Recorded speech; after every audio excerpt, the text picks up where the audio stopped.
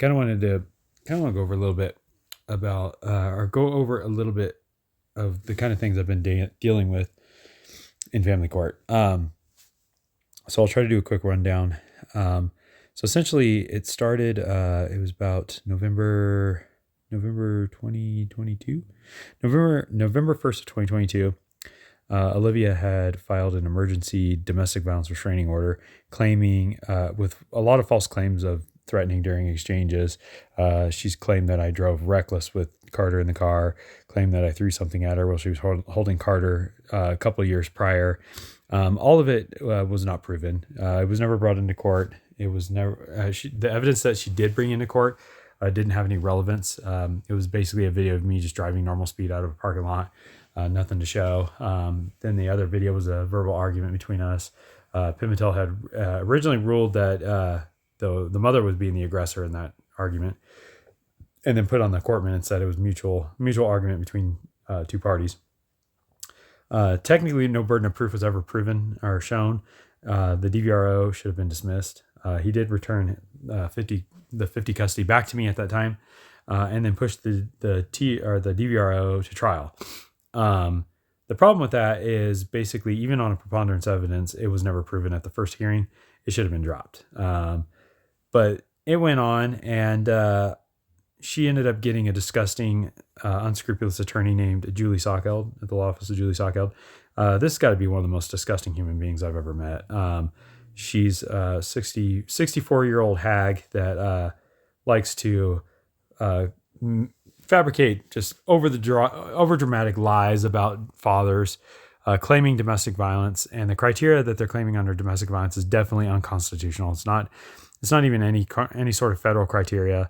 Now, Gavin Newsom decided that based on disturbing somebody's peace, you can file a domestic violence restraining order against them. Well, domestic violence restraining orders are considered criminal. They are trials that happen without a jury.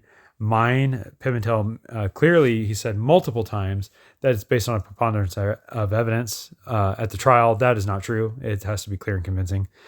So he basically found me guilty of a 1-year domestic violence restraining order for disturbing her peace because she was counterparenting me and putting our kid back in diapers after he was potty trained, taking him out of school on the waiting list for school for pre-K education. And I claimed in a text message that she exhibits that behavior. And after this year's worth of lies and deceit and fraudulent evidence, now I can actually, the behavior actually proves exactly what I was saying. So that being said, because of the concerns I had for our son, and I brought it to her attention, that was considered freedom of speech. It was not an attack. It was, of course, she took it as an attack because that's one of the symptoms of narcissistic personality disorder. They cannot take constructive criticism. They think you're always attacking them. She was always that way.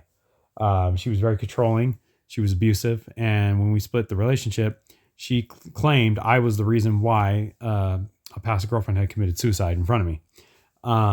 That was the final straw of verbal abuse I was going to take from her. So I asked her to leave my house. And then she tried to claim to the district attorney that I was blocking her, that I wasn't letting her leave. And then she gave a video to Pimentel that shows the complete opposite of that. Now, anybody that knows or has looked in a little bit of narcissistic personality disorder, they can tell that, or they know that usually the abuser accuses the victim of what they're doing to them. So essentially that's what's been going on throughout this whole fight. It's been nothing but an uphill battle because the Tuolumne County Court does not respect equal protection under law.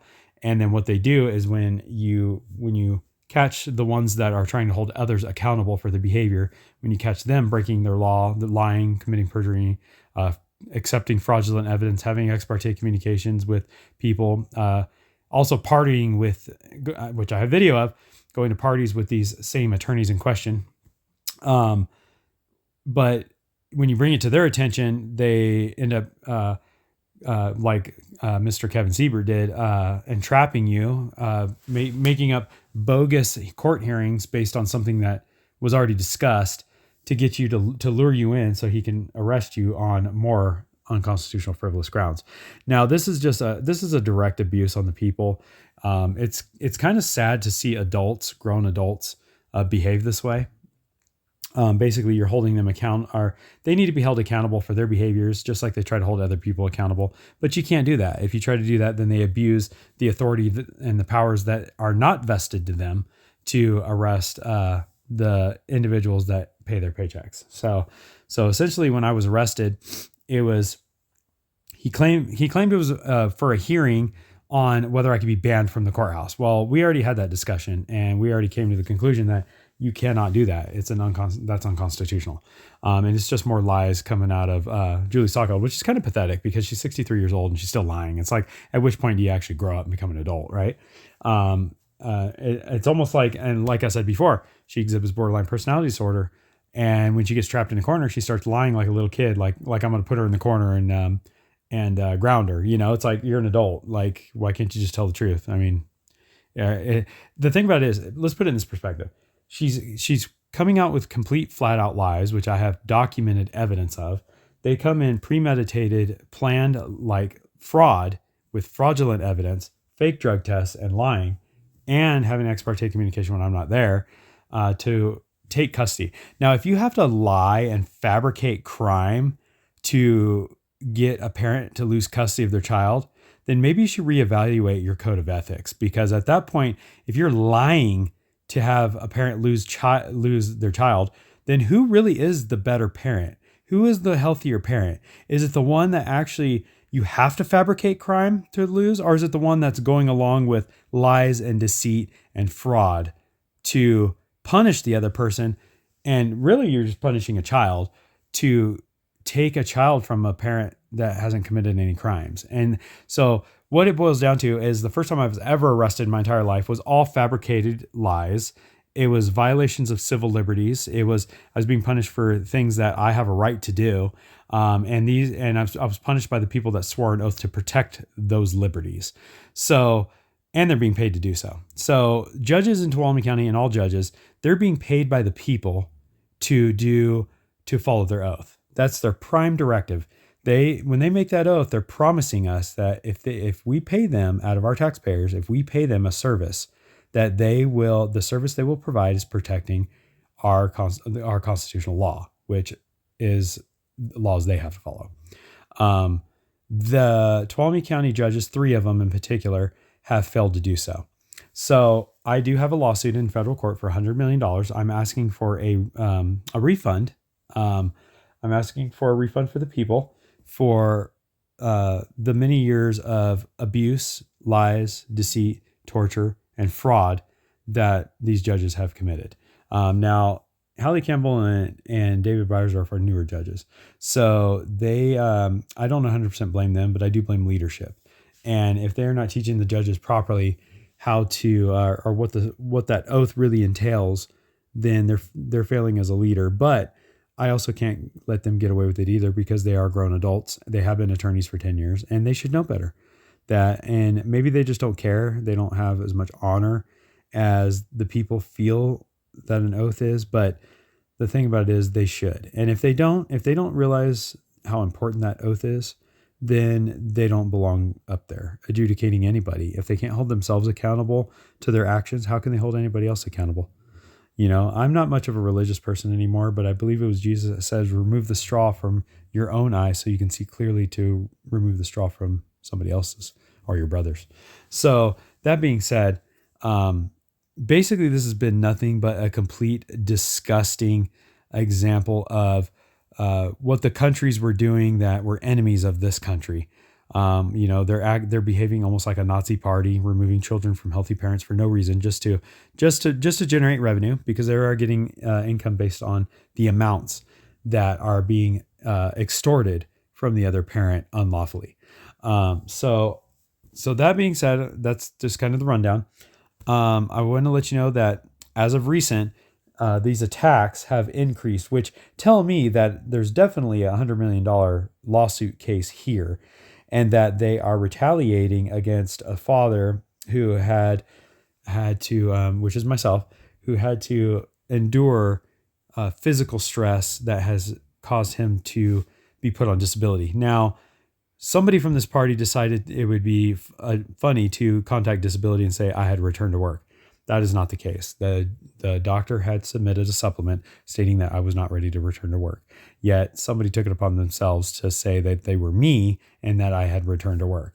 And so it's another childish retaliation on behalf of so-called adults that are making judgments for other adults and children that obviously don't have the maturity to be able to do so.